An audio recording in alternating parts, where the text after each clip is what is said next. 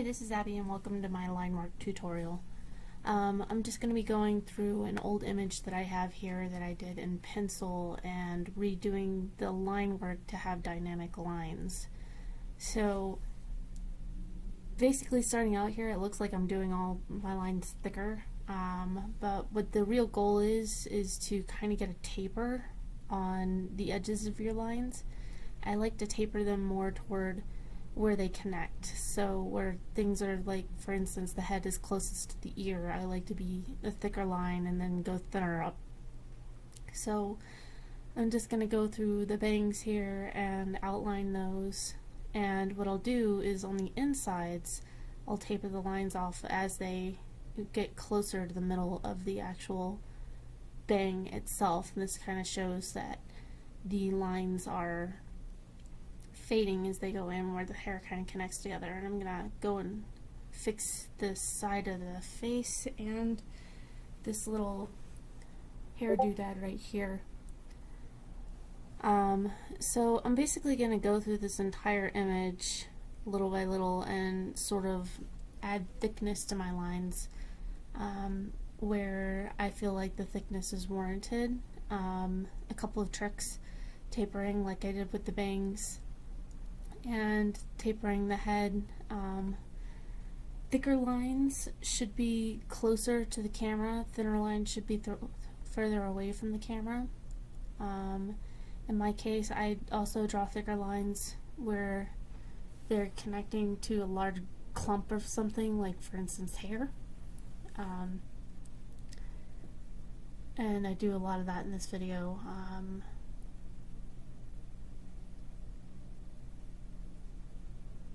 So once I get done with the hair here, what I'm going to do is I'm going to switch to a thinner brush and add more detail to the hair, and then it'll make a little more sense why I do my thick lines the way that I do.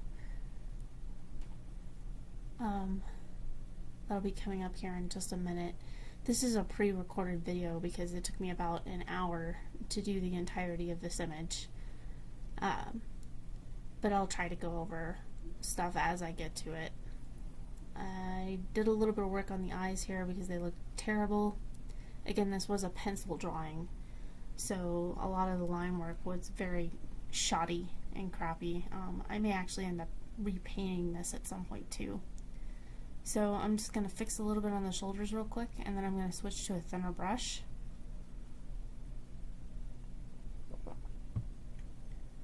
And now we're working on getting the details into the hair.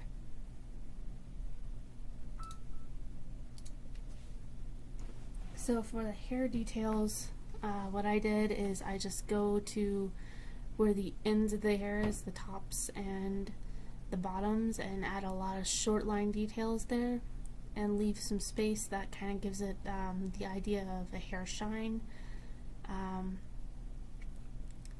This is just if you're specifically doing line work to do line work, not if you're wanting to actually color an image.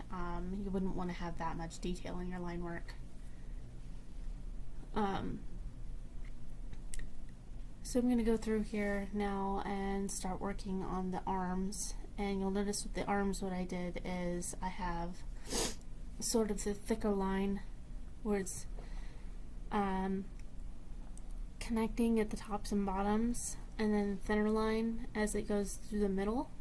And I do the same thing with my stomach and chesticles.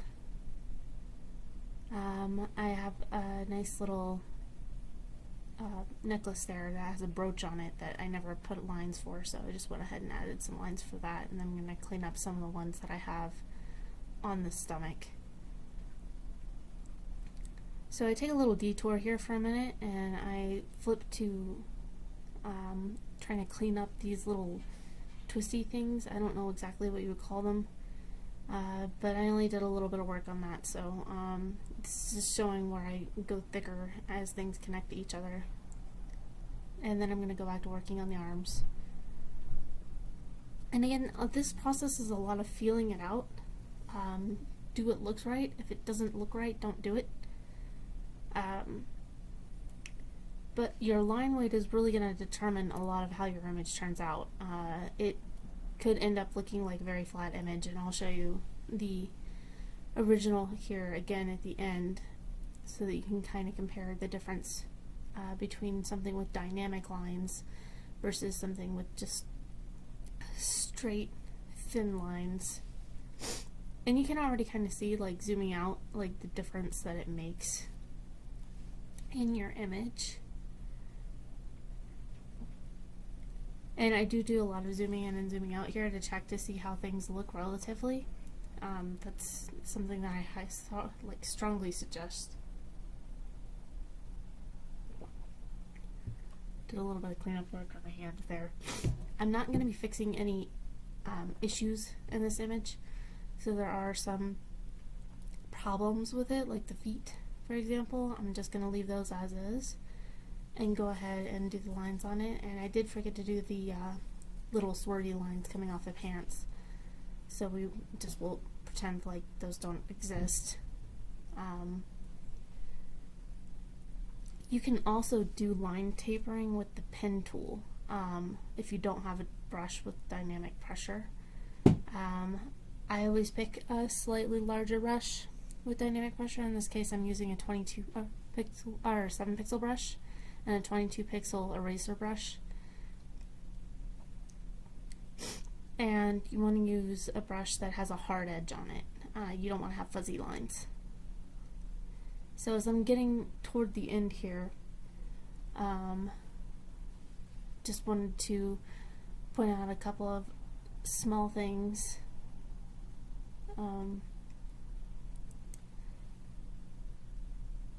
Here's the original image kind of put up against it, and there you go.